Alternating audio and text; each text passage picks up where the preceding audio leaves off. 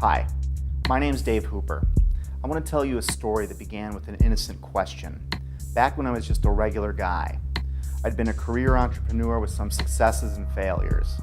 In other words, by this point in my life, I'd been humbled. But we were okay financially, my wife had another son on the way, and life was pretty good. That was February of 2011, which was the last normal month I'd ever have. That's when I first took a closer look at 9/11 and found something astonishing, something that would change my life. This is the story of how one simple accidental question came to be, and how it led to another, and then another, becoming a research obsession that crashed my belief system and drove my marriage, relationships, and sanity to the brink of disaster, and how out from that brink came my awakening.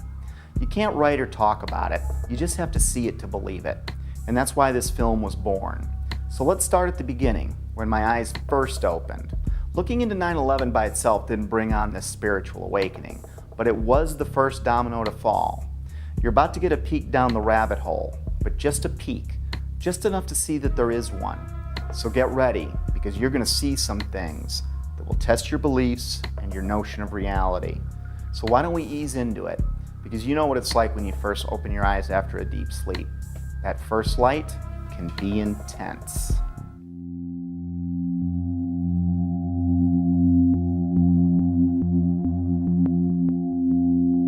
My awakening began with a simple question. It occurred as I watched a familiar clip of President Bush on the morning of 9/11. I didn't realize it then, but this question was about to change my life.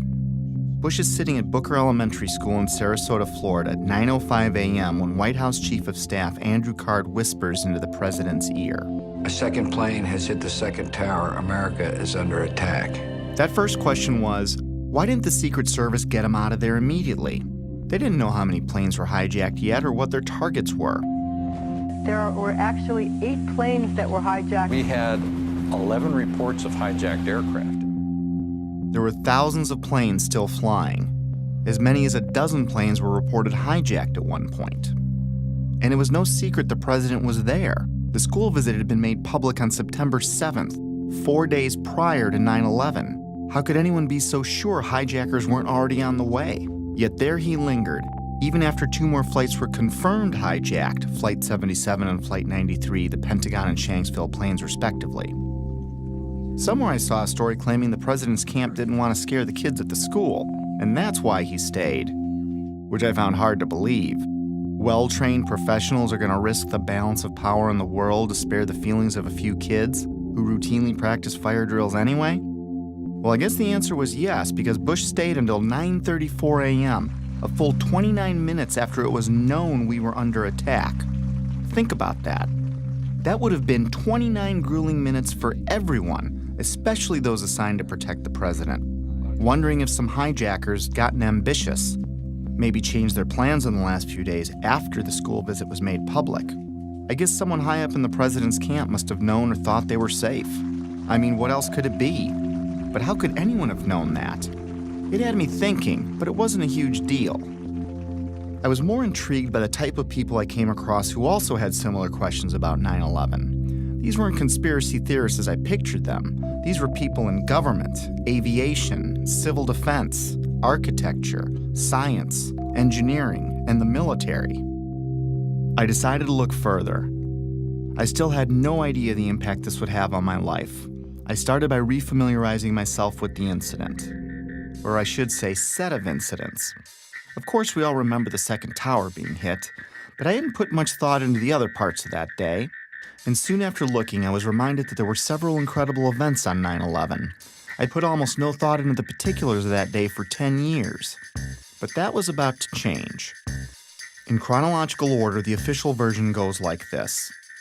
4 planes were hijacked by 19 mostly Saudi Arabian terrorists who then flew or attempted to fly those planes into 4 U.S. buildings: World Trade Center 1, World Trade Center 2, the Pentagon, and the U.S. Capitol. 3 of them were successful.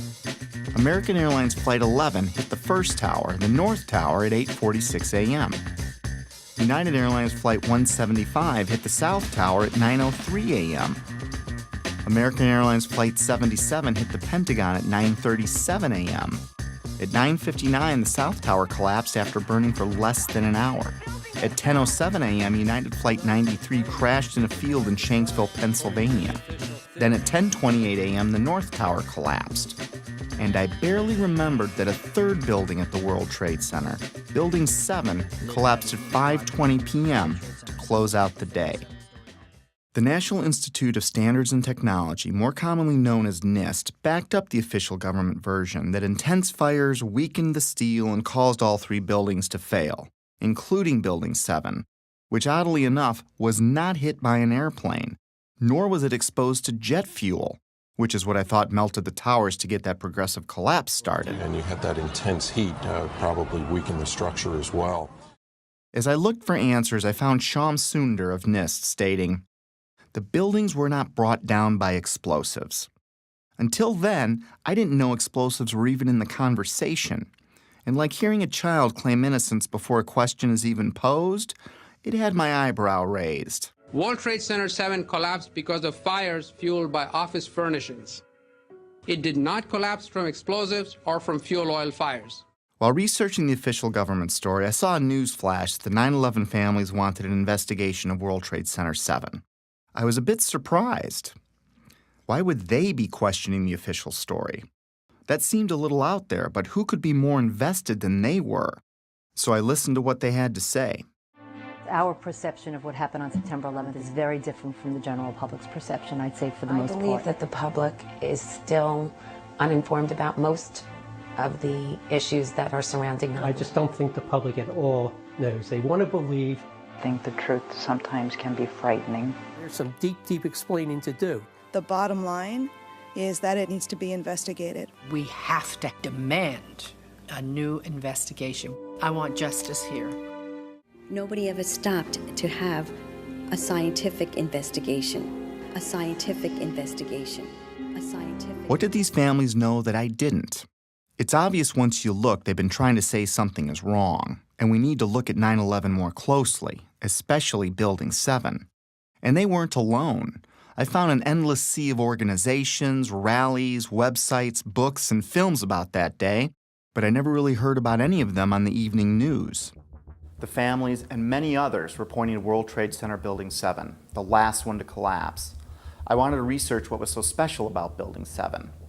We were only a few days away from launching my new business when I shared with Betsy that I didn't think there was any harm in pushing it back a bit so I could look into Building 7 for myself. This news, combined with the controversial nature of what I was looking into, was met with less than enthusiastic support by my wife, even though she tried to hide it. It was understandable. Remember, our baby was due in a few months, and I was suggesting changes, but they weren't too big and she was okay with it, so I moved forward. And that's how it began. I didn't know it then, but I set us on a course that would lead our marriage to the brink of disaster. But that hadn't happened yet, so let's pick this back up at Building 7. Here are some basic facts. World Trade Center 7, which was located in downtown New York City, is sometimes called the Salomon Brothers Building, but is most commonly referred to as Building 7. With construction beginning in 1984, it benefited from many modern advancements in building technology. It was a 47-story, steel-framed, fireproof skyscraper standing 550 feet tall. It was 300 feet from the nearest tower, the North Tower, or about a football field away. Even though it was one of the largest buildings in Manhattan, it looked small next to the Twin Towers. In September of 2001, Building 7 would have been the tallest building in 33 states. It collapsed at 5:20 p.m. the afternoon of September 11th. Even though Building 7 was not hit by an airplane, the official explanation for all three buildings that collapsed was that intense fires weakened the steel, resulting in total symmetrical building failure. The official story goes on to state that in Building 7, column 79 gave out first, starting a progressive failure of the remaining columns, which allowed the building to fall almost as fast as a bowling ball would into its own footprint. If a building that size accidentally collapsed on any other day, it would have been as famous as the Titanic sinking. Yet according to a 2006 Zogby poll, 43% of Americans never even heard of Building 7. Building 7 housed the CIA's largest station outside of Washington, D.C. It also contained the Secret Service's biggest field office. The IRS, Department of Defense, and the SEC also occupied entire floors. The mayor's emergency management bunker was located in the building, but ironically, it wasn't used that day. The rest of the tenants were primarily banks such as Solomon Smith Barney, which occupied the top 17 floors. Many government and SEC documents for cases primarily against Wall Street banks, but also including WorldCom and Enron, were destroyed, crippling the investigation into thousands of cases. At this point, I didn't think anything was too far out of place. I'd come across a few strange things, but I wasn't thinking conspiracy or anything like that. I did, however, find it a little odd that falling debris could set off a chain of events, ultimately turning Building 7 into a pile of rubble. However, I really didn't understand the physics involved, at least not yet. But I didn't need to understand physics to find it pretty strange that the whole building would crash through itself. I've played with Legos. Tip over? Maybe. But to pile drive through itself didn't make sense. At least the Twin Towers were hit by planes, but no plane hit Building 7. Sometimes it's easier for me to tackle complex issues with simple metaphors, so I thought of a stove. Then I imagined what kind of materials would I need to add to the fire so that all 4 legs would collapse simultaneously, and I couldn't answer it. Better yet, let's say I stacked 10 stoves on top of each other, and then I welded them together to better represent any of the buildings that collapsed that day. Now I go and light, let's say, the 7th stove up on the stack. What could cause the 7th stove's legs to give out simultaneously and cause every other stove below it and above it to break apart into tiny pieces, crashing to a pile of rubble in a few seconds? And how could that happen 3 times in a row? After breaking it down, I felt a little pit in my stomach for the first time, but I assured myself that I must be missing something. With that said, it was time to take a crash course in high-rise fires. It seems that high-rise fires are more common than I thought. I found hundreds of them. According to a 2011 report by the National Fire Protection Association, there are an average of 110 fires each year in buildings over 13 stories tall. According to the report, between 2005 and 2009, there were 550 high-rise fires. Of course, there are many more all throughout history, but let's talk about some of the more startling ones. Sao Paulo, Brazil, the Joelma building, 1974. Sparked by an electrical fire, the residential building burned twice as long as the Twin Towers, yet it stood. The underlying structure wasn't even weakened. In fact, it's still in use today. The MGM Grand, which is now Bally's in Las Vegas, Nevada, caught fire in 1980, killing 85 people. It's had a few facelifts and ownership changes, but the structure underneath was never compromised. It's still in use today. Los Angeles, California, 1988. What was then called the First Interstate Bank building burned for 3.5 hours. No structural failure at all. In fact, an insurance company moved in, and today it's known as the Aon Center. In 2004, the Parque Central building in Caracas, Venezuela, the country's tallest building, burned for 17 hours. The facade was repaired, and it is in use today. Philadelphia, Pennsylvania, One Meridian Plaza, 1991, burned for 18 hours. It stood. Beijing, China, the Mandarin Oriental Hotel, burned for 6 hours in 2009. It stood. Chechny's tallest building burned for 7 hours in April 2013. It stood. Dubai, Moscow, Zurich, and on and on. I was starting to see a trend. Fires don't melt steel or cause buildings to collapse. The World Trade Center has itself burned many times with no structural failure or weakening. Some significant dates include February 13, 1975, when the 9th to the 14th floors burned for 3 hours. No damage or weakening of the structure was recorded. The fire began in an electrical wiring closet on the 11th floor. Some fire department officials and building officials here say that there's no chance the World Trade Center could become a type of towering inferno. And in 1993, it survived a bomb detonated in a highly vulnerable area with no structural damage caused by the fires that resulted from the explosion. There was, of course, damage from the bomb, which had to be repaired, but through it all, the towers have always stood.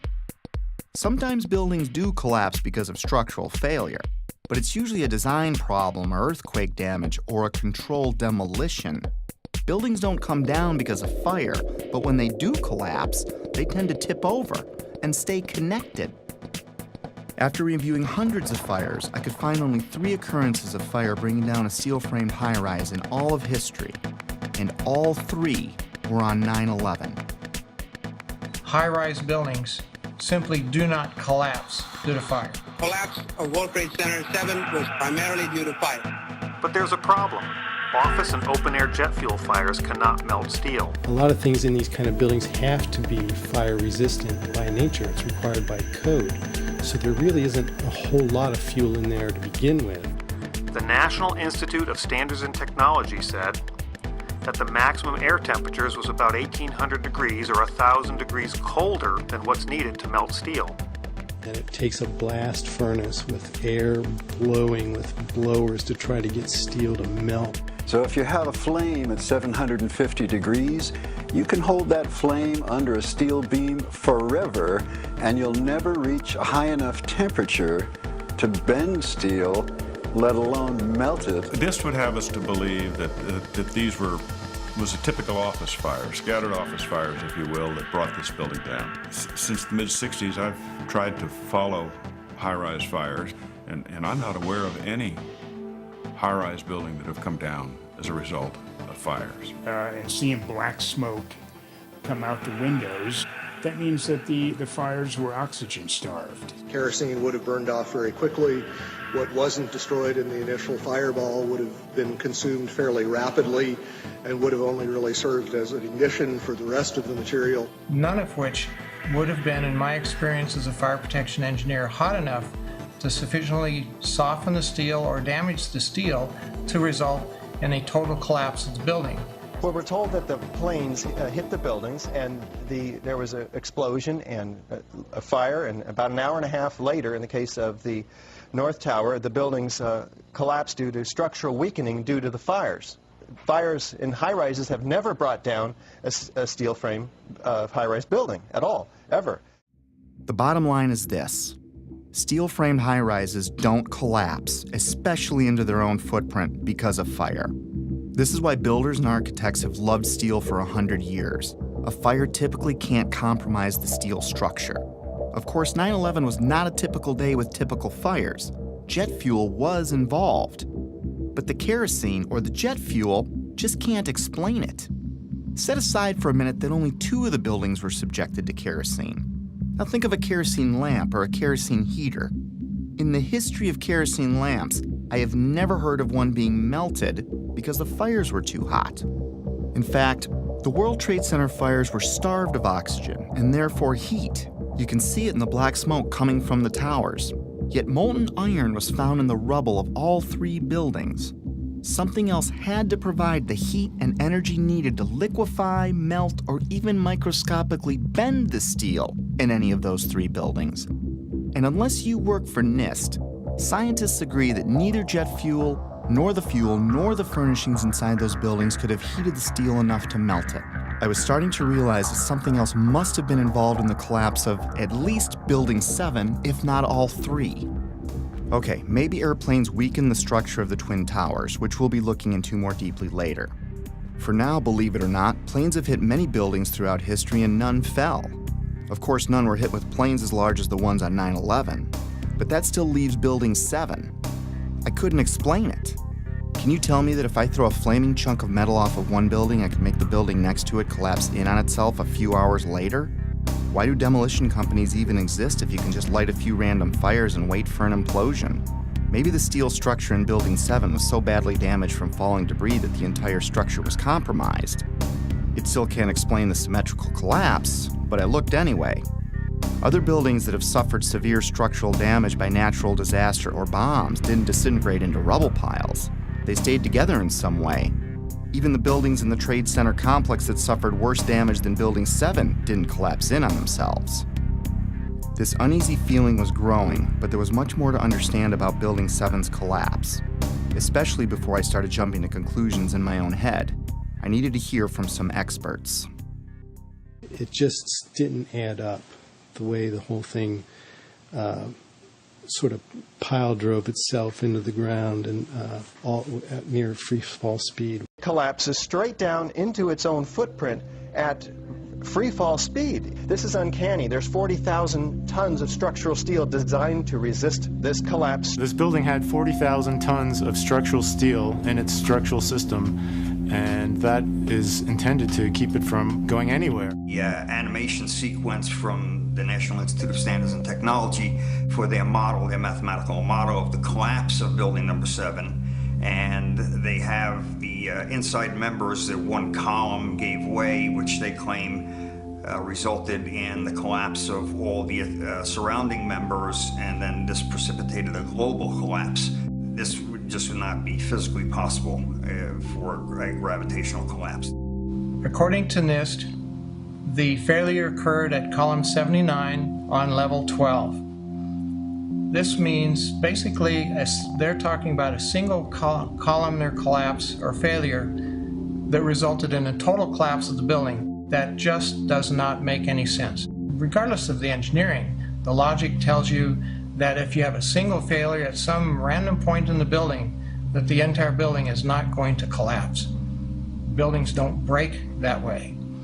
The story that just a few columns can cause a synchronized global collapse, an implosion, is, well, that's just nonsense. The exterior columns on the outside as well as on the inside at the bottom would have to be severed almost at the same time. The building would want to topple over. It would want to bend over that weakened area and topple over sideways. What we saw the structures came straight down upon itself.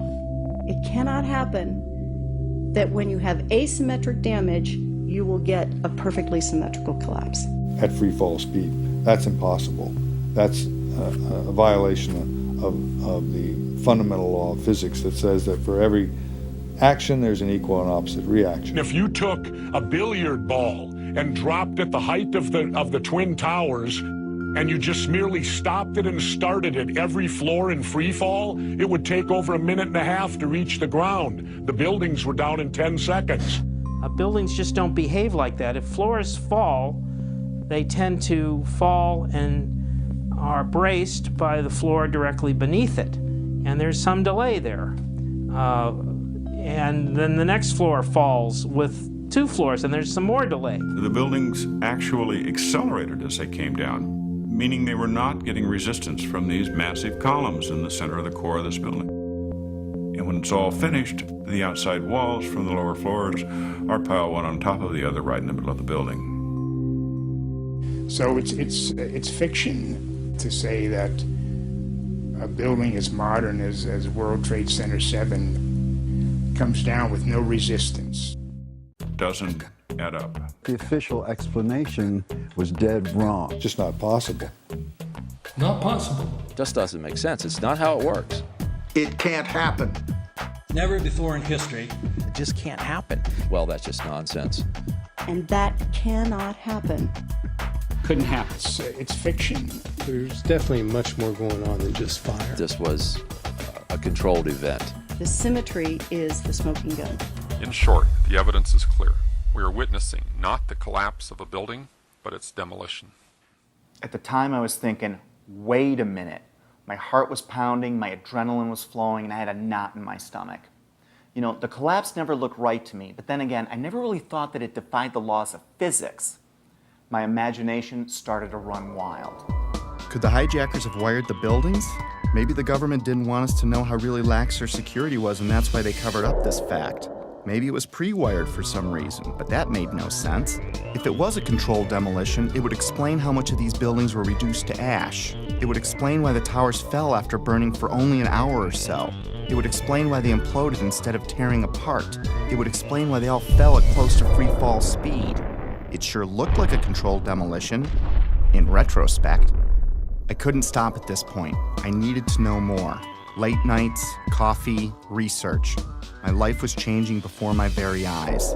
I had taken my very first step down the rabbit hole. Little did I know how much deeper it would go. By now I knew that fires didn't bring down the buildings. And even if fire could somehow melt steel, the buildings would not have fallen in on themselves. They would have tipped over or torn apart. I was starting to find credible people talking about controlled demolitions and the use of explosives and molten steel. My mind kept wandering, trying to imagine how all this tied together. But first, I still needed to understand more about what happened. And what we find down there is pools of molten iron. What does that mean? Several tons. Exactly. What is that doing there? The first responders see it. The structural engineers see it.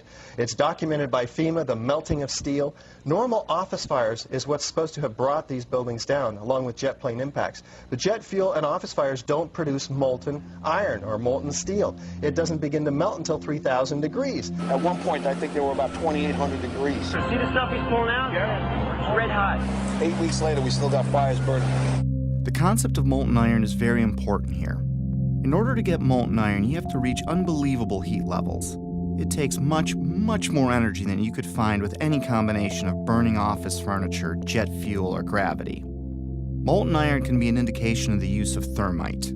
Thermite, thermate, and nanothermite are super hot burning substances used by the military that can cut through steel. It can supply its own oxygen so it can burn underwater. It would explain how fires burned at ground zero for 3 months even after the area was flooded. So thermite would also explain potentially the fact that the fires could not be put out at ground zero. The fires lasted for quite a while. The fires were finally put out on December 13, 2001, just over 3 months after 9/11, making it the longest burning building fire in recorded history. They burned underwater for much of that time. These fires were a big question mark. But first, it was time to take a closer look at NIST. They are the scientific agency backing the official version of events as most Americans know them. I was hoping they would curb my growing anxiety. Instead, what I learned about NIST made my heart sink. To understand NIST, you need to understand the relationship to explosives. They have vehemently denied that there were any. Not only did they not check for them, they state that none were used. Plain and simple. In fact, they have gone to unbelievable lengths to prove that explosives, or even the evidence of explosives, like pops going off, did not exist. Some people might call it incompetence. Others might call it selling your soul. NIST concedes that they found no evidence for explosives. So then we asked them, well, did you look? And they said, no, we did not look for explosives or residues of explosives. So the preconceived notion of NIST is that there's no evidence for explosives, and so there's no point in looking. That is the most unscientific thing that you can possibly think of, not to look because you don't expect to find evidence, and in fact the evidence is overwhelming. NIST computed what they claimed would be the minimum loudness of an explosion that could sever column 79 with a single blast. Then they claimed no observers detected explosions as loud as their predictions.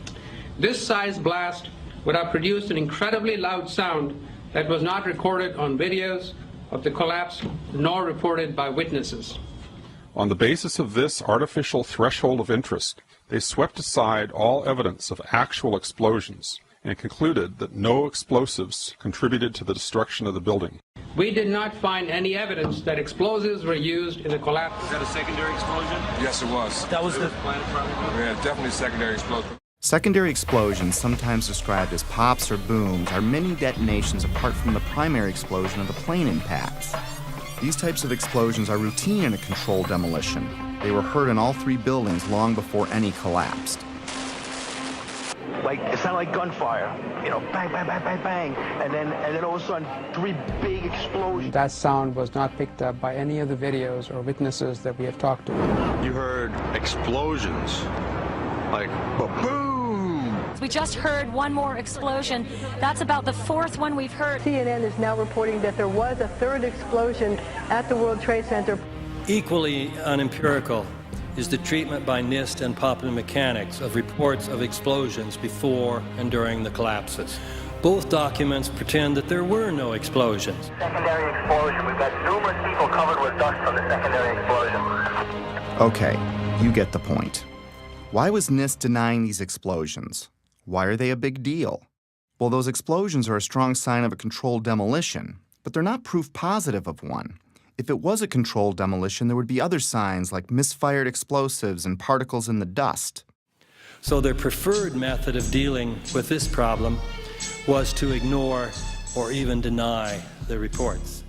John Gross, one of the chief authors of the NIST report, was captured on film while he was making a public presentation, saying that he knew of absolutely no eyewitness who has said there was a pool of molten steel. I'm curious about the pool of molten steel that was found in the bottom of the towers.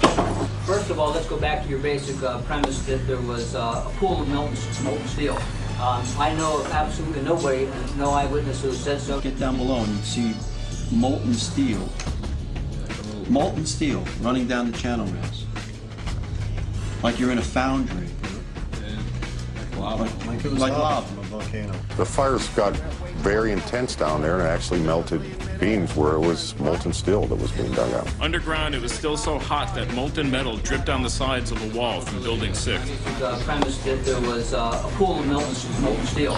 I know of absolutely nobody, no eyewitness who said so, nobody who's produced it. I was on the site, I was on the steel yards, so I don't know that that's so. Then I was at the site 2 weeks after it happened with Governor Pataki, right?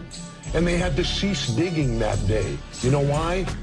They were finding pockets of molten liquid metal. In an office fire, you cannot generate enough heat to melt steel.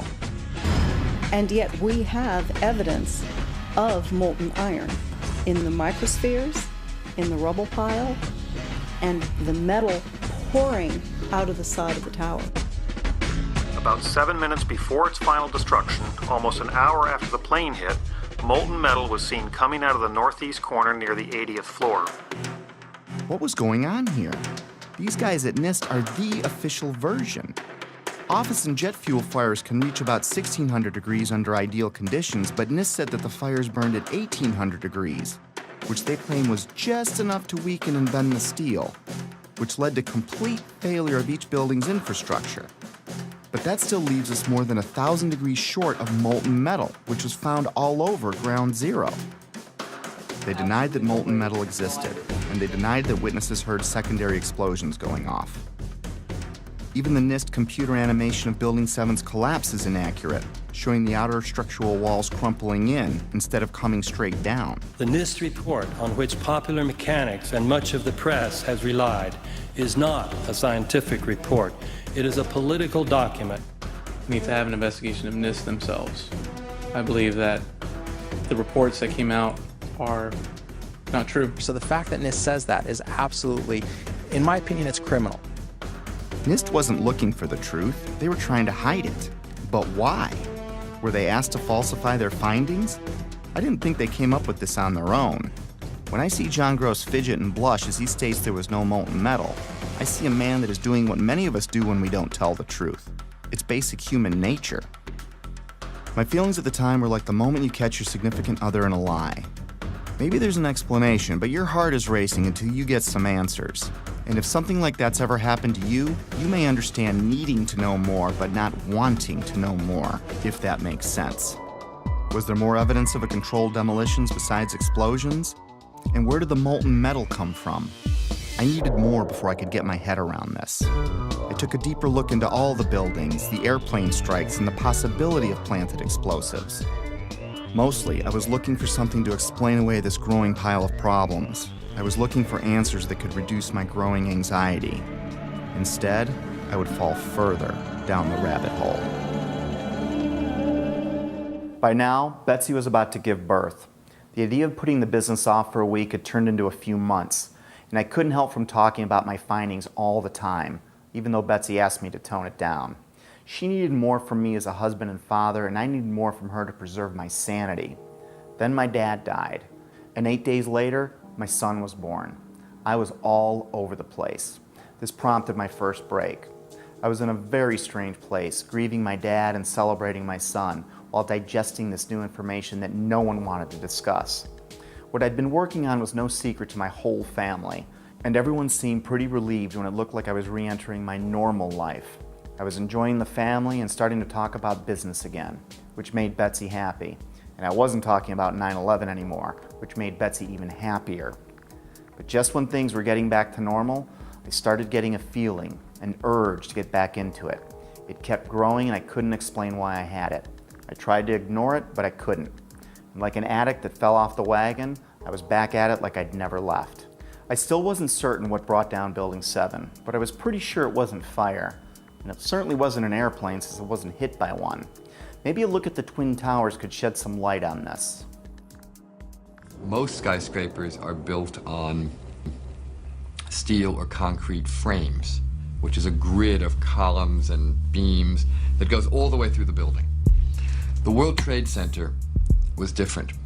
It was what engineers call a tube structure. It was a very, very strong mesh of steel. There's a large central rectangle in each of the towers that contained 47 columns, and these columns basically were the primary structural support of the building. These 47, 48 columns are essentially the superstructure of a battleship. They're essentially a suspension bridge. There's no way that burning kerosene can ever affect these in the least, if only because of the radiator effect. The minuscule possibility that fire somehow brought all three buildings down was gone. My only hope was that airplanes could have destabilized the buildings somehow. It didn't explain Building 7, but I was trying to give the official version every possible chance to be right. Let's look at the best documented impact that day. At 9:03 a.m., United Flight 175 hit the South Tower. The majority of the jet fuel burned off in the initial explosion, but maybe there was an explanation for the collapse in the plane impacts themselves. The first interview I came across was of Frank DiMartini, the construction manager of the World Trade Center. The building was designed to have a fully loaded 707 crash into it. That was the largest plane at the time. The building probably could sustain multiple impacts of jetliners because this structure is like the mosquito netting on your screen door. The jet plane is just a pencil puncturing that screen netting. It really does nothing to the screen netting. But the largest aircraft flying today, at least commercially, the 747, fully loaded, is on the order of 300 tons. So if you think about a 300-ton element crashing into a building that's been designed to carry 13,000 tons, you can see that an aircraft crashing into the World Trade Center would probably not do anything. We designed the buildings to take the impact of the Boeing 707 hitting the building at any location. But the plane had already hit. And what I noticed was the lights were still on in the lobby. That led me to believe that the plane never got to the core columns because the feeds for all these transformers feeding all the light and power in the towers were adjacent to the core columns. Those aircraft and those fires could not cause those buildings to come down in that way. The idea that airplanes could have destabilized the buildings never made much sense to me. The Twin Towers were like a solid iron rod coming out of the ground, supported by another steel building surrounding it. Let's use another metaphor to clarify what I mean. Let's assume a stop sign is like one of the towers. The post is the core and the thin shield of the sign is the Trade Center's outer mesh. If you shot a bullet through the stop sign, the bullet would go through the outer shell and the inner steel core that holds it up. Is the structure weakened after the event? Is it possible for the sign to implode in on itself, partially turning to dust? Does it matter if it was a flaming bullet that exploded on impact? Could the sign ever collapse in on itself? The plane impact still can't explain the near free-fall speed of all three collapses, but I had to look. So if it wasn't fire and it wasn't airplanes, then it wasn't natural. Maybe I needed to look for things that can make something like this happen. And holding off on the who and the why, for now. One step at a time. And it's my expert opinion. As a demolition expert, I was trained by the best the U.S. government has. I served 3 years on Underwater Demolition Team 12. 2 years I was attached to SEAL Team 1.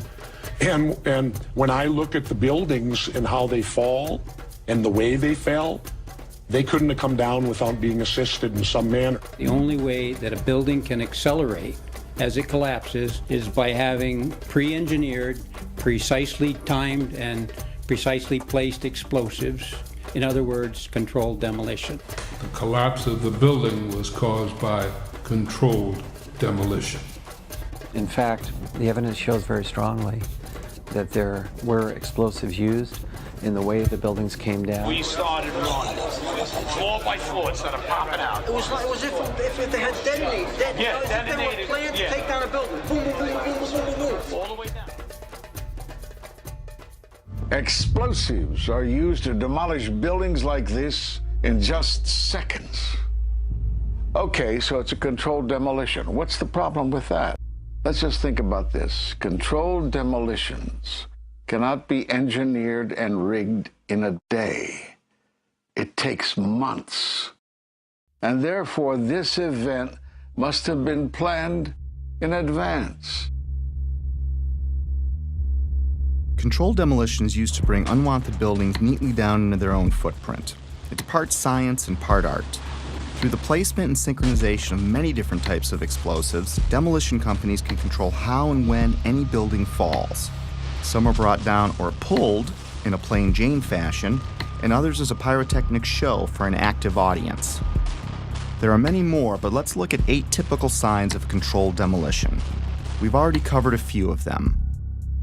We know the buildings fell at near free fall speed and the collapses were symmetrical. Anyone can see that with the naked eye. We already established people heard explosions, but it was confusing to me. And of course you're going to hear loud noises as a building collapses. This needed further investigation. By now I was only going to trust my own eyes when it came to researching 9/11. I think it's too important an event to let someone else tell you what to believe about it. But I'm getting ahead of myself. There are 118 documented testimonies of explosions heard from firemen and other first responders alone, which took a court order to be released, and that doesn't include the maintenance employees or regular tower workers. After analyzing locations and timestamps, I broke explosions into 3 categories. Impact synchronized booms were explosions seemingly timed with the plane strikes in the seconds before and after the collisions. Pre-collapse pops were explosions heard all over the buildings from the time of the first plane impact until Building 7 fell. The final booms and crackle are the main body of explosives, which are detonated over the span of a few seconds, leading up to and through the collapse. It seems that explosives went off in different parts of the Trade Center when each plane hit. William Rodriguez, a 20-year maintenance employee of the Trade Center who was decorated for saving many people that day, was in the building when the first plane hit. Let's hear what he and a few others had to say about a subterranean explosion coinciding with the first plane hit. It was a huge explosion that came from under my feet, meaning that it came from the sublevels between B2 and B3. And then there was a huge explosion at the top of the building. You could hear the difference from the bottom and all the way through the top. They were having coffee in the World Trade Center when the first plane struck. And all of a sudden it sounded like, I don't know where the subway is, but it sounded like a subway collision, a bomb. Just get out of the tunnel and it blew. The subway tunnel? Yeah. Yes, I was right there. I was down in the basement, came down, all of a sudden the elevator blew up, smoke. I dragged the guy out, his skin was hanging off, and I dragged him out and I helped him out to the ambulance. What that man is describing sounds like an explosion, not jet fuel dripping down elevator shafts, as stated in the official version. Why did so many people hear an explosion below ground? A collision above might crack or break some windows, but I didn't understand how that could tear up the lobby, especially when you consider the base of the building would have felt the least amount of vibration as the shockwave was absorbed by the 95 floors above it. Remember, these images are from before the second plane strike, meaning these images were recorded between 8:46 and 9:03 a.m. The only thing that had happened so far is a plane impact around the 95th floor of this building.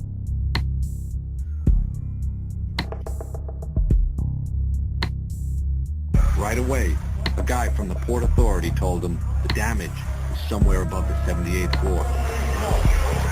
And all you had to do was look around. It was obvious. Something had happened right there in the lobby.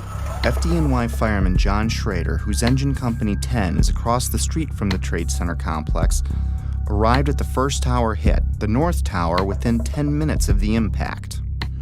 We came down, it looked like a bomb went off in the lobby. You know, it wasn't from the jet fuel. No way. The ladies that are with me were in the World Trade Center in the first building and escaped through the lobby where they report they believe there was a bomb in the lobby. The bomb hit the lobby first, and a couple of seconds in the first plane hit. I mean, I know of people that got killed in the basement. I know of people that got broken legs in the basement. People that got reconstructive surgery because the walls hit them in the face. At the time, I was actually in the subway heading towards the World Trade Center right around Franklin Street. And after the first explosion, the subway station started to fill with smoke. The subway cars started to fill with smoke, and the subways actually stopped. With so many people talking about the explosions at street level, it would make sense that early reports had the FBI and others looking into bombs at the base of the buildings.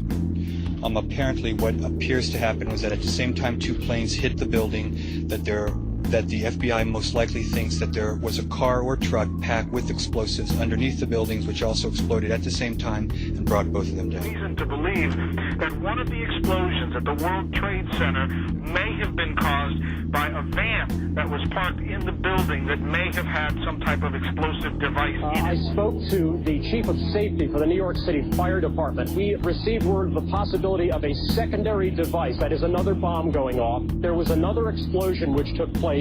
According to his theory, he thinks that there were actually devices that were planted in the building. Jenny Carr was recording a business meeting near the Trade Center at 8:46 a.m. on 9/11 when we hear the basement explosion.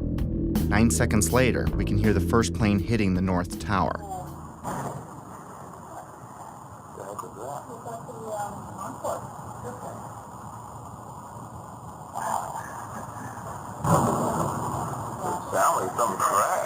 I think a bomb went off in the lobby first, then a plane hit the building. Then another plane hit the other building. Let's discuss these pre-collapse pops. From a distance, they sound like pops, but they're actually pretty powerful. Hundreds of secondary explosions were reported at various times prior to the collapse of all three buildings. In a controlled demolition, these bangs are shaped charge explosives blowing out beams before a collapse. They can be programmed to go off hours or seconds before an implosion. These were mostly reported as secondary explosions by the first responders and reporters. We've heard reports of secondary explosions after the aircraft impact. Then somebody said that they saw an airliner go into one of those towers. Then, I don't know, an hour later than that, we had that big explosion from much, much lower. I don't know what on earth caused that. Here, hold on. You want to call your mother or something? You gotta get back. Get back. All right. The final booms and crackle are like the grand finale of a fireworks show. In a controlled demolition, the vast majority of the explosives are set to go off in an ordered fashion over the span of a few seconds as the building collapses. Depending on distance, this can sound like a rumble, booms, or crackling. That feeling that there was something else, that there may have been something else that brought those buildings down. There was a lot of talk there in New York of another explosion prior to the collapse of the first building. We could hear a rumble, which was about 5 seconds long, preceding the actual collapse, and then a boom when each of those towers collapsed. In this footage, which has been slowed, you can see white smoke emanating from the ground floor before the collapse wave arrives. It's an unsteady camera, but keep in mind whoever recorded this was running for their life. It was like watching a stunt car explode before it crashes at the bottom of the cliff. In this image, recently released by a Freedom of Information Act request, police department photographer captured an explosion originating at the base of the South Tower, just before the first tower collapsed. The explosions and shockwave before Building 7's collapse were captured in different ways. We're watching the building actually because it was on fire. The bottom floors of the building were on fire, and we heard this sound that sounded like a clap of thunder. Turned around, we were shocked to see that the building was it looked like there was a shock wave ripping through the building, and the windows all busted out. In the end, the evidence of explosions was ignored by the organizations behind the official version, like NIST, FEMA, Popular Mechanics, and the 9/11 Commission. My independent search continued. Up next, the kink in the roof. It's not necessary for there to be a kink in the roof of an imploding building, but when it does happen, it's a pretty sure indication of a controlled demolition. The roof can only kink in when the central support columns are blown out first, meaning the destruction of the building is coming from inside it, not outside. This is done by design so the building falls in on itself. The kink in Building 7 is clearly visible to the naked eye. Controlled demolitions are designed to let the top of the building fall through its inner core columns, which is typically the strongest part of any building. Watch the penthouse of Building 7 sink into the floor below it just before the collapse begins. Squibs. Squibs are the sixth indicator on our list. In demolition vernacular, squibs refer to visible blasts from explosive charges. Often they are visible through mistiming or malfunction in some way. Usually they are hidden in the debris cloud. In simple terms, squibs are visual evidence of explosives. Squibs were recorded from the moment of the first plane impact through the collapse of the last tower. For me, they went unnoticed until I looked at the video more closely. These stills captured squibs as the towers collapsed. The official version stated these squibs were compressed air caused by the pancaking floors, which squeezed air to the point of bursting out a window. The seal of the building was already broken when the collapse began. Logically, if it was compressed air, it should have found the path of least resistance through the broken part of the building. It shouldn't have knocked out a window here or a window there, as many as 40 floors below the blast wave. Naysayers tend to say, well, that's just air being blown out the windows. I mean, it doesn't really work to say it's just air pressure. And I estimated these are coming out faster than 100 miles an hour. The following clips show multiple squibs popping out, sometimes simultaneously, sometimes dozens of floors away from each other. Of all the 9/11 information I've come across, this may have been the easiest to spot. Yet it provided me with one of those stark moments in which the reality of 9/11 sunk in to a new level. In this clip, notice how the squib occurs before the floors above reach the blast ejection point. Not all squibs, however, were easy to spot. Remember how we discussed explosions that were timed to go off with the plane impacts? Well, this is the first plane impact. Notice the dark brown smoke coming out of the top floor of the tower. This smoke is already dissipating before the plane strikes the building. In this segment, the NBC camera is pointed at the north tower. The first tower hit. In a few seconds, the second tower is going to be hit. You'll know it when it happens because of the reporter's voice and the fireball in the lower left corner of the screen. Now keep your eye on the east facade, the one on the left. Notice how several tiny explosions go off as the second plane hits the other building, perhaps in an effort to mask some necessary work prior to its demolition, as I was thinking at the time. Oh, another one just hit. Something else just hit. The seventh characteristic of a planned implosion is what's called a demolition wave. It's the path of destruction in a controlled demolition. It is a visible wave of explosions moving down the columns of a building just ahead of or at the speed of gravity. This array of synchronized explosives is timed to blow out floors beneath the collapse wave as the floors above reach the floors below, thus allowing a drop at approaching freefall speed. Again, let's slow down the film for some of these. When slowed down, you can see how the explosions are timed to go off, floor by floor. In this clip, you can clearly see a demolition wave proceeding down a column mostly hidden by the umbrella of the falling debris pile. Look to the right of the black line. It's a bit grainy because of the zoom. Here it is again without the black line. You can see synced explosives cutting a path down the building. The demolition wave can be hard to see with an untrained eye because it happens so fast.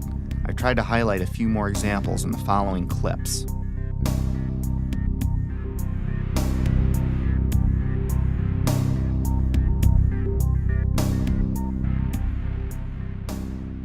Often buildings being demolished will have a mesh around them to keep projectiles from shooting away. In the case of the Twin Towers, there were thousands of pieces of steel jettisoned out much further than they could have if it were a gravitational collapse. Some pieces were ejected laterally over 600 feet. Some of these pieces weighed several tons. Let's listen to what a few experts had to say on the topic. Window mullions and things went up and out. That kind of stuff can't happen with just pure air pressure of floors getting sandwiched together. Large, multi-ton beams were hurled hundreds of yards laterally. Gravity works vertically, not laterally. The fragments which are being, which is coming out of the tower, obviously being kicked out by an explosive action. And here it is trailing white smoke the whole time. It really is indicative of some kind of explosion. I'm no physicist, but if this was a gravitational collapse, there is no way that multi-ton beams can land 2 football fields away. I've lived in high-rises my whole life, and I've dropped things off my balcony, things like shoes and computer monitors. All they do is fall straight down. Even aerodynamic items like plates never ended up across the street. In some of these clips, you can see projectiles actually propelled upward, forming an arc. If this were a gravitational collapse, pieces could not be shot upward. And consider the pieces we see. The small pieces weigh a few pounds and the biggest pieces weigh several tons. In this clip, a multi-ton steel box column had so much lateral force that it pierced the building across the street. To give you an idea of its size, here you can see a construction worker standing at the base of the box column being installed. If I can't chuck a shoe more than 150 feet from the 50th floor of my building, how much force do you need to get a multi-ton steel girder to triple that? I could pretty much rule out a gravitational or progressive collapse with the physical dynamics I'd seen with my own eyes. And I found it ironic that the only part left standing was the base of the building. Even though the whole building landed on it, it was the only part of the building whose columns did not become dismembered. Perhaps that says something about the difficulty in wiring the atrium of the towers. And maybe these columns at the base did what the rest of the building should have done, and that is stay together in some way. Just a personal observation I'd made at the time. Of course I'd been wondering how the hijackers wired the buildings. It was the only thing that still made any sense, even if barely. But I stopped wondering how the hijackers did it when I learned what was found in the Ground Zero dust.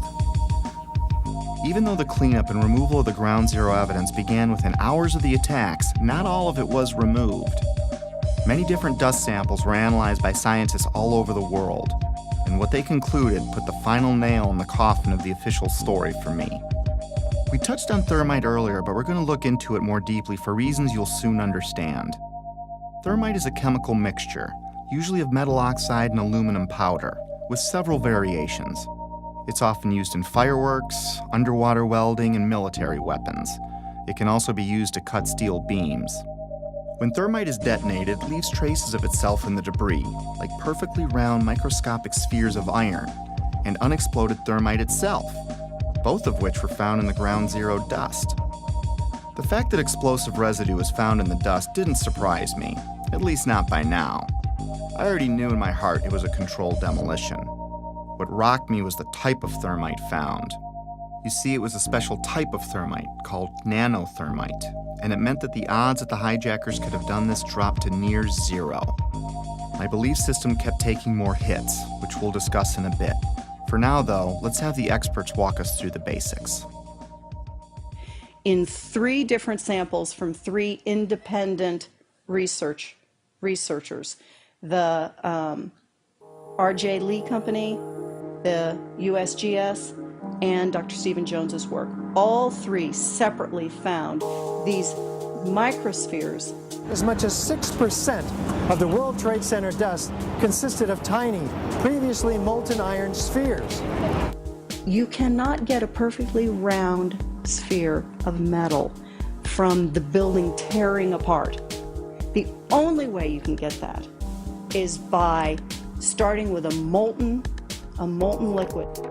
Then the hydrostatic pressure will create the perfectly round sphere as it solidifies. So what produced all that molten iron? Well, it has in it the chemical evidence of a special incendiary, which is thermite, a high-tech incendiary used to cut through steel like a hot knife through butter. These spheres have iron, aluminum, fluorine, manganese, very unusual elements associated only with thermite. And there's small chips of unignited thermite as well.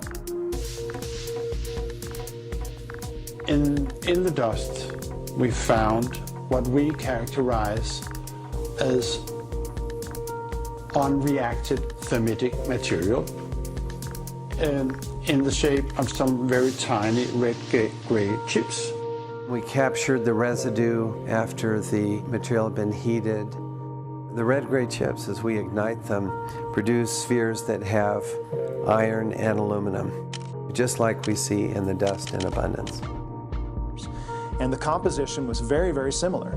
And that led to the conclusion of the paper, which was, we've got some form of thermite in these red-gray chips. What I can confirm also is that these chips, the red layer is thermitic. It does produce molten iron. I've heard this argument that somehow perhaps someone seeded these samples with nanothermite. There have been some that have argued that these red-gray chips could be paint of some form. I've also heard the argument that perhaps the falling buildings just generated this nanothermite. Well, no. So it wasn't, the red-gray chips are not the primer paint that was used on the WTC steel. These chips are not naturally occurring. They are not going to form because some materials fall down in a building and touch each other and get compressed together. That's just not what this material is.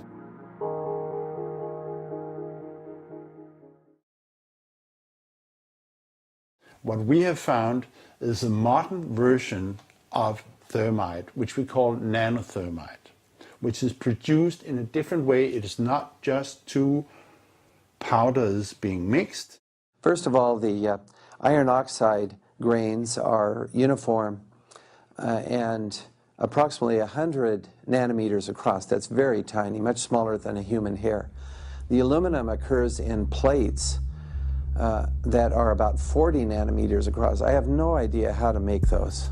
I mean, this is a high-tech material, and it's embedded in a carbon-rich matrix with order. These red-gray materials have very orderly sheets containing aluminum. This is a material that is made up of nano-sized particles that are all very uniform, very symmetrical. The aluminum appears in thin platelets about 40 nanometers thick. It is the small size of the particles involved in this material that allow us to characterize it as nanothermite. These really are sophisticated materials and probably only developed in a laboratory. This is very high-tech thermite, nanothermite. It's not found in a cave in Afghanistan. It's produced in very sophisticated Defense Department contracting laboratories. We compared our spike that we got with a spike from known nanothermite, which is produced at a military laboratory. Their measured energy released with known nanothermite was less than these red-gray chips. What we are dealing with, I think, in World Trade Center is modern military material which is unknown to the general public. It takes steel and it creates molten steel.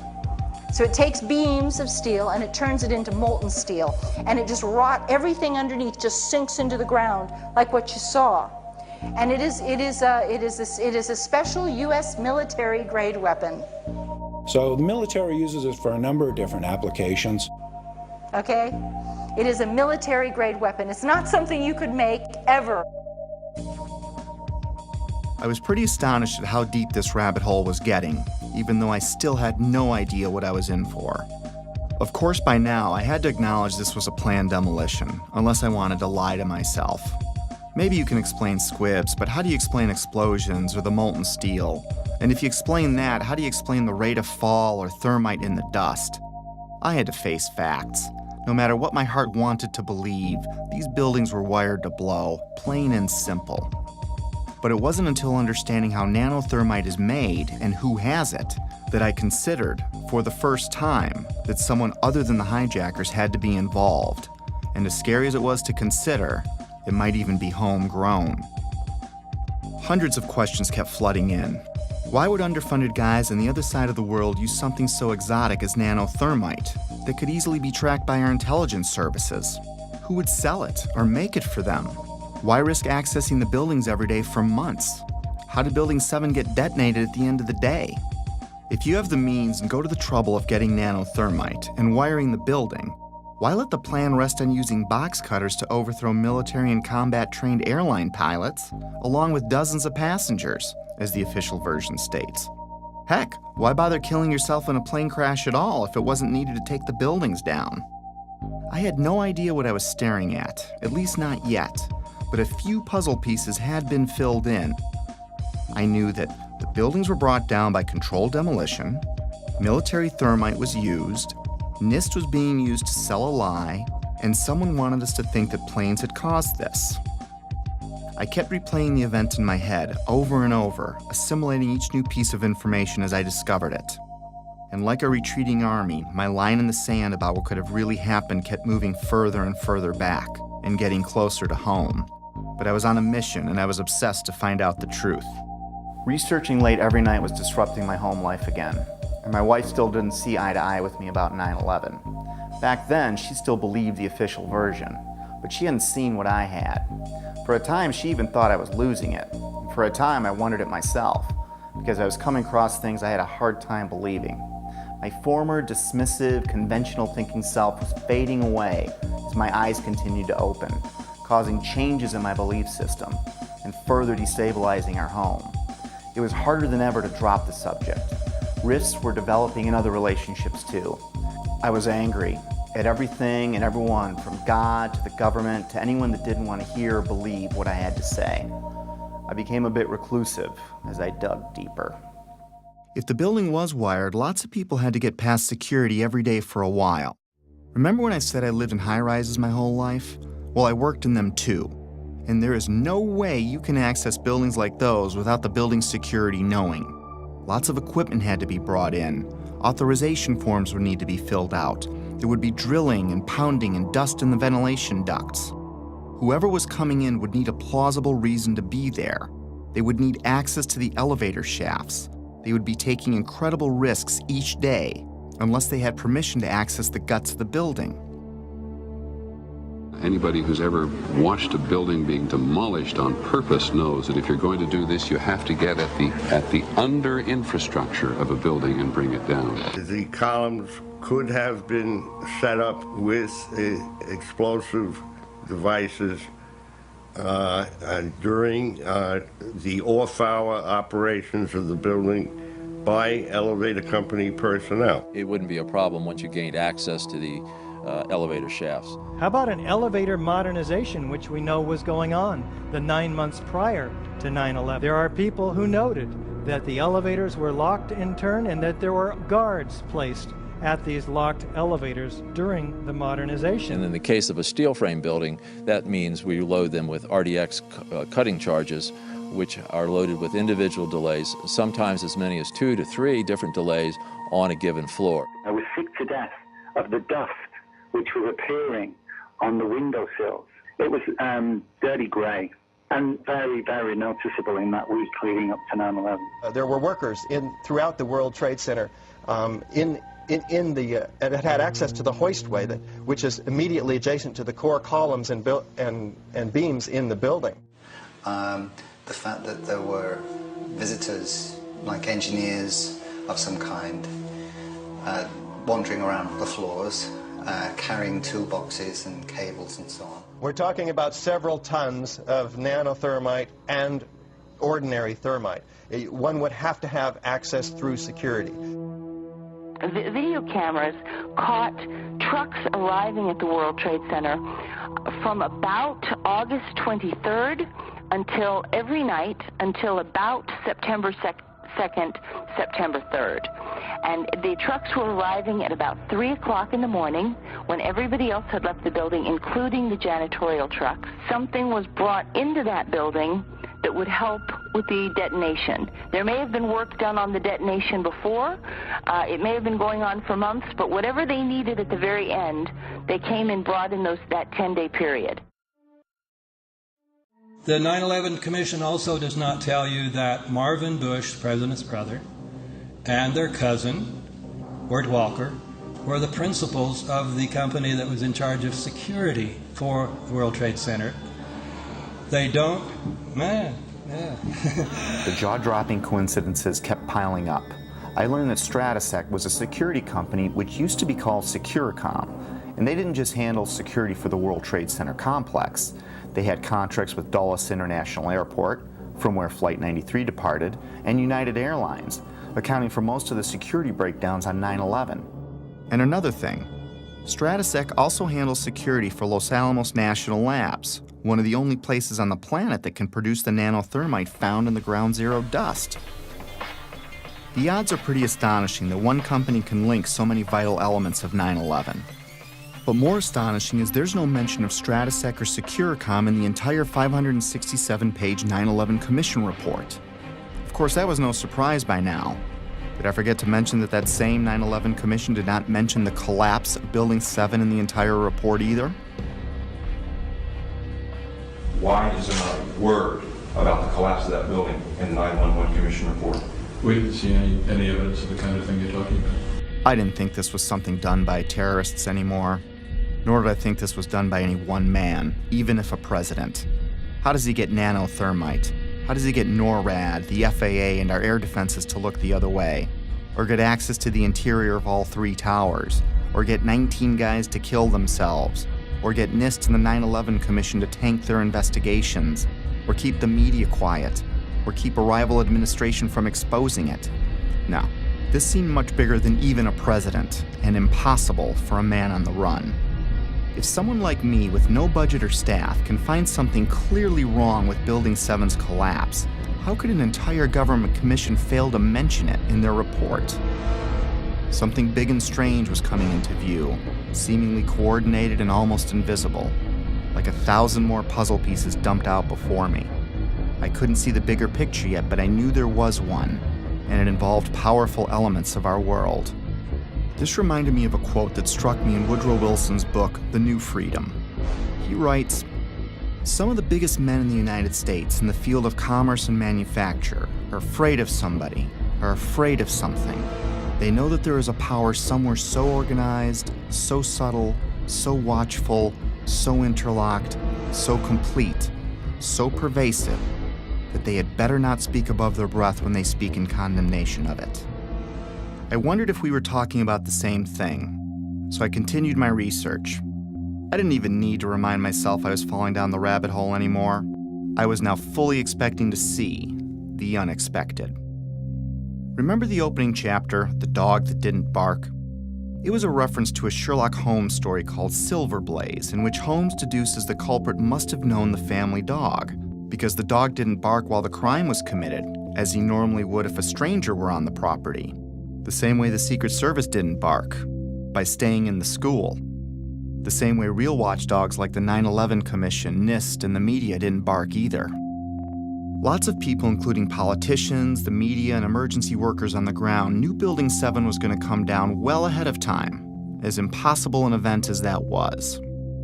But even then, they said, hey, you got to stay behind this line because they're thinking about taking this building down. They're not sure if it's stable or not. So they were holding a line off because they had knowledge that something was going to happen. That by noon or 1 o'clock, they told us we had to move from that triage site up to Pace University, a little further away, because Building 7 was going to come down or being brought down. Did they actually use the word brought down, and who was it that was telling you this? The fire department, and they did use the word, we're going to have to bring it down. Keep your eye on that building. It'll be coming down soon. I didn't hear any creaking, or I didn't hear any indication that it was going to come down. And all of a sudden, the radios exploded, and everybody started screaming, "Get away, get away, get away from it!" And the whole time, you're hearing thum, thum, thum, thum, thum. So, I think I know an explosion when I hear it. We are on the phone with New York Fire Department Lieutenant David Restuccio. Can you confirm it was number 7 that just went in? Yes, sir. And you guys knew this was coming all day? We had heard reports that the building was unstable and that it eventually would either come down on its own or it would be taken down. And we were in a building in which we were trapped for about 10-15 minutes. And we set up headquarters at 75 Barclay Street, which was right there with the police commissioner, the fire commissioner, the head of emergency management. And we were operating out of there when we were told that the World Trade Center was going to collapse. The World Trade Center was going to collapse. It was going to collapse. It was going to collapse. But it was the media's pre-knowledge of Building 7's fall that was much more telling. Several news outlets around the world reported the collapse of Building 7 long before it happened. I listened closely to these segments. Considering Building 7 wasn't hit by an airplane and no high-rise has ever collapsed because of fire, how was it that all these different news agencies reported it before it happened? How can anyone report there has been an improbable accident before the accident happens? Now, more on the latest building collapse in New York. You might have heard a few moments ago, I was talking about the Salomon Brothers building collapsing. And indeed it has. Apparently that's only a few hundred yards away from where the World Trade Center towers were. That one of the other buildings, Building 7, in the World Trade Center complex is on fire and has either collapsed or is collapsing. That has structural damage as well.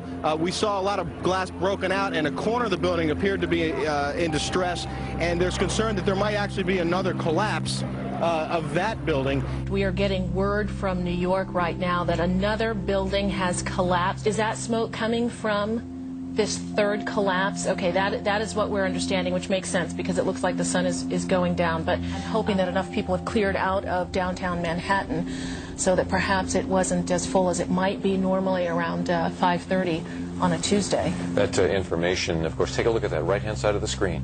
It's going down right now. There it is. Yep. It went down. Brown building, the tall one, is number 7 World Trade Center. I've heard several reports from several different officers now that that is the building that is going to go down next.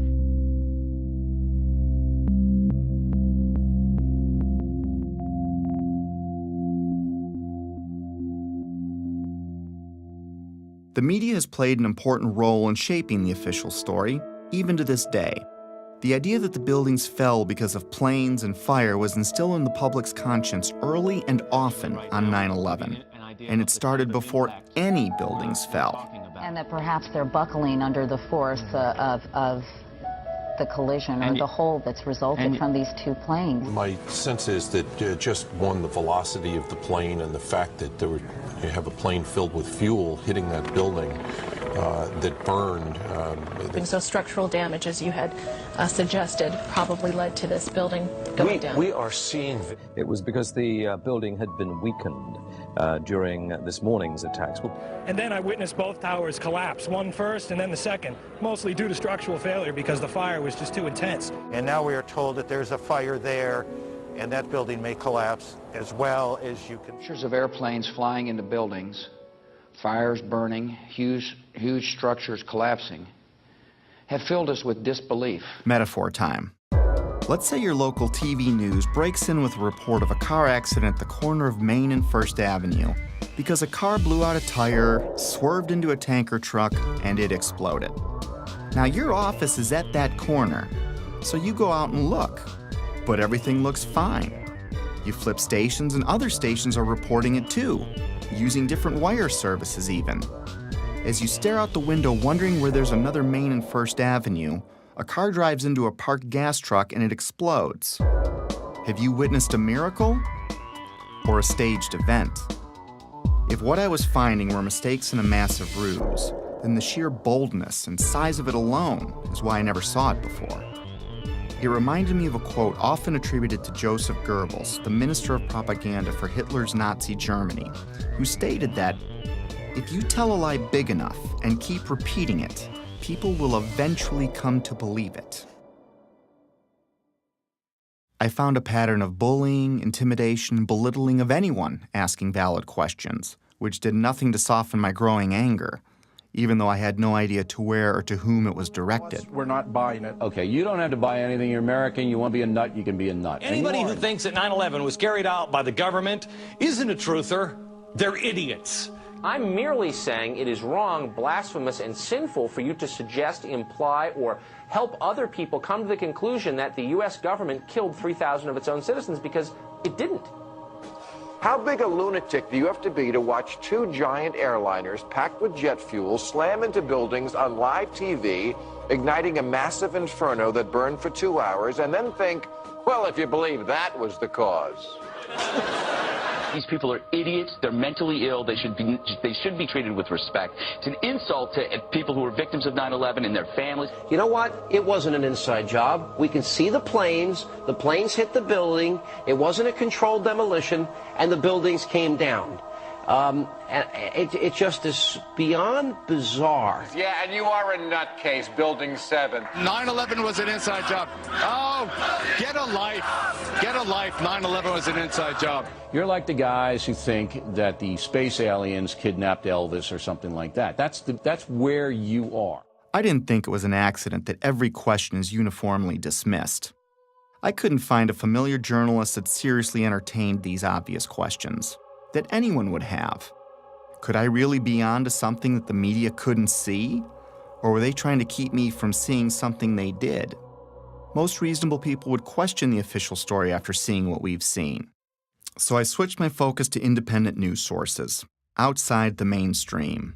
No, they're not well-funded, slick, or glitzy. Most are just regular people or sincere journalists trying to expose the truth about something in their corner of the world. One such man was Bill Cooper.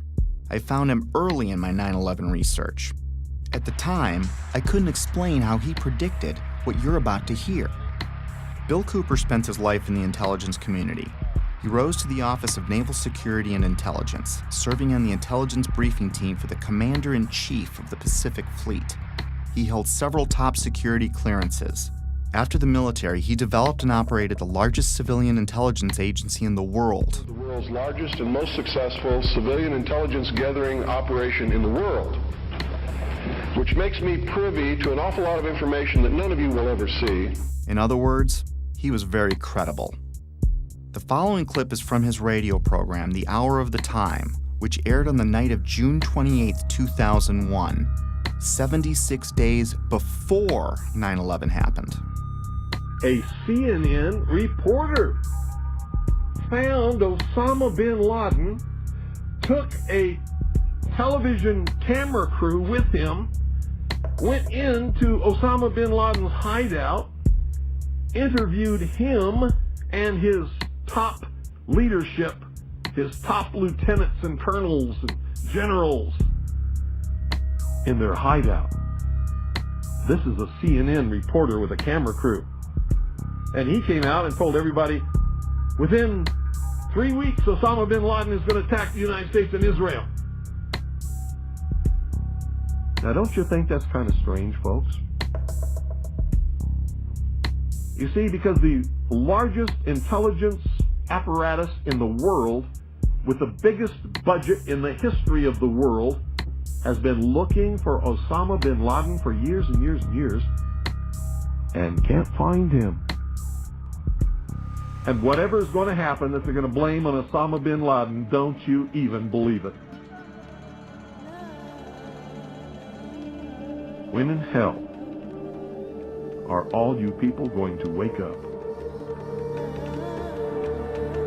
All these early news reports were glaring misfires in what seemed to be an otherwise coordinated media campaign. Misfires not unlike the ones meant to coincide with the first plane impact. Little mistakes that my untrained eye never picked up before, but that I was now finding all over, spawning even more questions, and fueling the early stages of what would become my spiritual awakening. As I continued finding evidence leading me away from the official version, it was not surprising the main body of evidence was being removed within hours of the attacks, cleaning up a crime scene with no real investigation. Because what they did immediately after 9/11 was they started removing the steel, the debris from Tower 7 and all the towers immediately. 400 truckloads per day of material were taken away from the World Trade Center site and sent to China for recycling. There were laws violated in the destruction of that evidence. I was starting to believe that things like the immediate cleanup were probably no accident. And to discover what was really happening, I'd need to find the ones behind the cleanup and the coordinated media and NIST and FEMA, the Federal Emergency Management Agency, which in another huge coincidence arrived at New York for a training exercise on Monday, September 10th, the night before 9/11, which is convenient as they oversaw the cleanup of Ground Zero. To be honest with you, we arrived on late Monday night and went into action on Tuesday morning. And not until today did we get a full opportunity to work. Over time, it got easier to find puzzle pieces, like the following testimony by Norman Mineta, the Secretary of Transportation in 2001, who was with Vice President Dick Cheney on the morning of 9/11. And like so much other important information, this interview would also be left out of the 9/11 Commission report. During the time that the airplane coming in to the Pentagon, there was a young man who would come in and say to the vice president, the plane is 50 miles out, the plane is 30 miles out. And when it got down to the plane is 10 miles out, the young man also said to the vice president, do the orders still stand? And the vice president turned and whipped his neck around and said, of course the orders still stand. Have you heard anything to the contrary? Well, at the time I didn't know what all that meant. And the flight you're referring to is the flight that came into the Pentagon. The Mineta testimony launched my investigation into the Pentagon, Shanksville, the hijackers, and many other aspects of 9/11. And if I thought I was a long way down the rabbit hole already, was I way wrong. My belief system would ultimately be shattered, but rebuilt to accommodate my evolving worldview. Back then, however, I was only a few months into my investigation, and I was going through a full scope of emotions, and frankly, having a difficult time handling all of them. Denial, curiosity, fear, disbelief, paranoia, anger, and heartbreak, and I would go through many more. I was still unable to reconcile all the data in front of me. I couldn't see the bigger picture at the time. But like the wind, it can't be seen, yet we know it's there because it leaves evidence of its existence. Very much like the trail of breadcrumbs I'd been researching over the last few months. But it's not something I could understand in one sitting. It took time. Coping with the flood of emotions took a while. I didn't have anyone guiding me or anyone to talk to about it. I felt like I had no foundation, like the ground was crumbling beneath me. The truth is hidden by several mechanisms, especially the limits of our own preconceived beliefs. I'd been so ignorant and dismissive, but now I wondered what else I'd been fooled about. Over the years, I came to see that we're in a battle of information, a battle of beliefs, or a spiritual battle, if you will. I also came to believe that 9/11 is only one battle in a much larger war, a war I couldn't see yet, but one that I was well on the way to discovering. This is a lot to take in, and we all wake up at our own speed, if at all, which is why I stopped after only looking at the Trade Center portion of the attacks. There is so much more to this, but it's easier to process in smaller chunks. Betsy and I woke up at different speeds. My eyes started opening pretty quickly, but it took Betsy a few years, even though we talked about it all the time. It wasn't until she watched early versions of this movie that she began to believe me. I clearly remember the day in June of 2013 when she came voluntarily and shared her own thoughts about her own 9/11 research, something she'd never done before. And I knew by talking to her that her eyes were finally opening too. It probably saved our marriage. Getting past that stumbling block opened the door for us to reconnect. If there's a pit in your stomach, don't be overwhelmed or scared. Whatever's behind all of this has been there for a long time, and I'm sure you've lived, loved, and laughed in that time. And you still will. The shock will wear off, and what will be left is a much better understanding of how the world works, which makes the bad guys' jobs harder. Over time, the discomfort and confusion subsided, and I went back to my life, with clarity and new hope for what's ahead. Today, I'm able to laugh and be happy and look forward to the future like everyone else. I have all that, and I'm more aware of important things happening around me. So if you want to forget everything you've seen, go back to your regular life. Soon you'll forget about all of this. Our defense mechanisms work that way.